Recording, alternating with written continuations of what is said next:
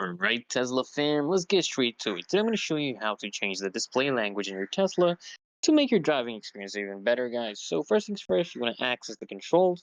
Start by tapping on the controls icon on your touchscreen. This will open up the main settings menu, guys. Then what you want to do is go to the language settings. Okay, from the controls menu, you want to navigate to display. Here you'll find the option for language. It's important to note, guys, to change your language first, guys. Your Tesla must be in park, okay?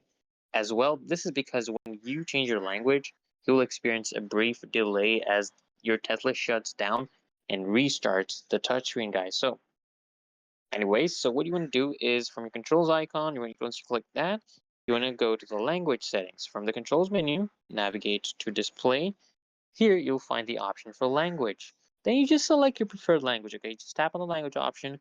You'll see a list of available languages. You can browse through the list and select the one you want to use.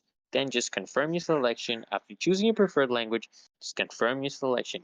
Your Tesla will update the display language, which may take a few moments. It may shut down the display and restart. Then, guys, you just check the changes.